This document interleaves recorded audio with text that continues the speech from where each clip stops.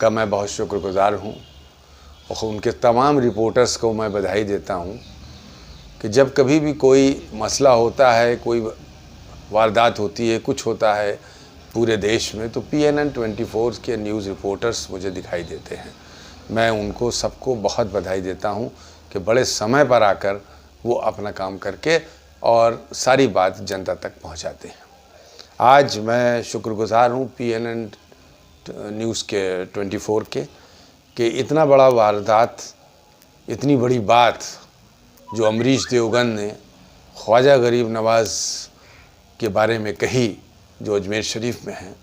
जो 900 साल पहले इस दुनिया से चले गए हैं, अब उनके बारे में पहली बार इस देश में किसी ने उंगली उठाई है। ख्वाजा गरीब नवाज़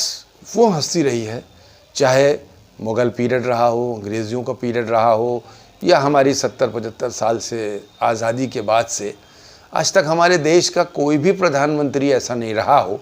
कि ख्वाजा साहब के अजमेर शरीफ के उर्स के मौके पर प्राइम मिनिस्टर की चादर ख्वाजा साहब के लिए न भेजी गई हो। ऐसी महान हस्ती जिसको पूरी दुनिया सलाम करती है, ऐसी महान हस्ती जिसका जब कोई बड़ा मुल्क से कोई प्राइम मिनिस्टर, प्रेसिडेंट आता है या बड़े लोग आते हैं दूसरे मुल्कों के, वो भी ख्वाजा गरीब नवाज़ के दरगाह शरीफ पे जाकर अपना माथा टेकते हैं और उनको सम्मान देते हैं। मुझे बड़ा अफसोस के साथ कहना पड़ रहा है कि अमरीश देवगन एक TV 18 का मामूली एंकर उनके ऊपर उंगली उठा रहा है,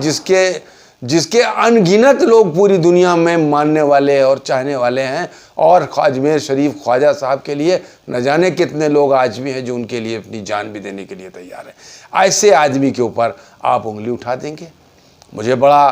खुशी के साथ इस बात को कहना पड़ रहा है कि जैसे ही उन्होंने उनके खिलाफ़ कहा, इस देश में न जाने कितने लोगों ने EFIR किया। और सबसे पहले सैयद मोइन साहब, हुसैन साहब, जो दरगाह शरीफ में उन्होंने थाना अजमेर शरीफ जो है उसमें जाकर EFIR किया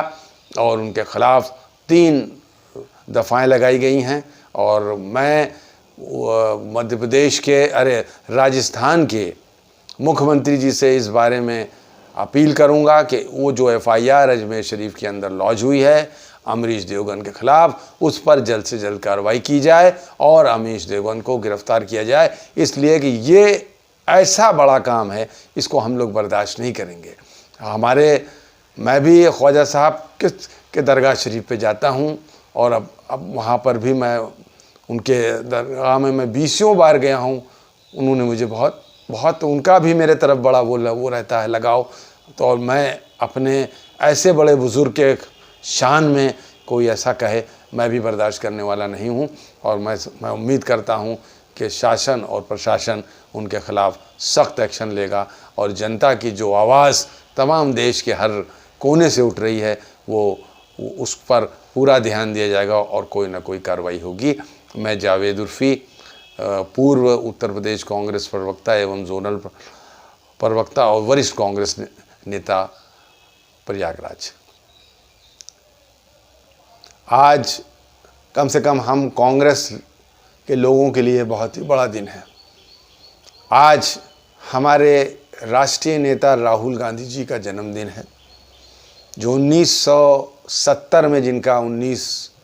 जून को जन्म हुआ था। और इस इतने बड़े अरसे के अंदर उन्होंने बहुत सारे, जब वो छोटे थे तो उन्होंने देखा कि उनकी दादी का किस तरह एसिनेशन हुआ।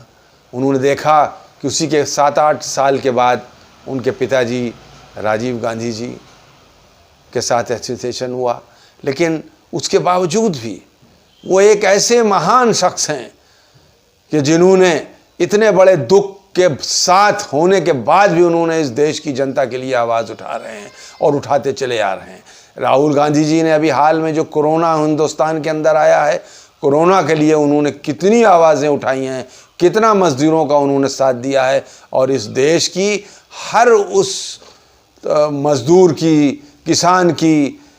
निचले वर्ग के लोगों की कोई भी समस्या हो रही हो तो राहुल गांधी ने उसके लिए आवाज़ उठाई है। मैं अपने तरफ से, अपने घर वालों के तरफ से, कांग्रेस के तरफ से राहुल गांधी को बहुत बहुत बधाई देता हूं उनके जन्मदिन पर, क्योंकि इस बार उनका जन्मदिन हम लोगों ने नहीं मनाया है। कोरोना की महामारी को देखते हुए और चाइना और हिंदुस्तान की जो गर्मा गर्मी को देखते हुए हम लोगों ने राहुल गांधी का जन्मदिन नहीं मनाया है। हम लोगों ने राहुल गांधी के लिए उनकी लंबी उम्र के लिए प्रार्थना किया है और गरीबों में कुछ हम लोगों ने कुछ पैकेट बांटे हैं और कुछ हम लोगों ने उनके नाम से जो है बहुत कुछ किया है, लेकिन हम लोगों ने उनका अभी किसी ने भी उनके जन्मदिन पे ना मिठाई खाई है और ना खिलाई है, क्योंकि इस वक्त हिंदुस्तान का एक ऐसा दौर चल रहा है जिस वक्त हम लोग जन्मदिन तो नहीं मना सकते, लेकिन उनके लंबे आयु के लिए प्रार्थना ज़रूर कर सकते हैं। मैं जावेद उर्फ़ी, पूर्व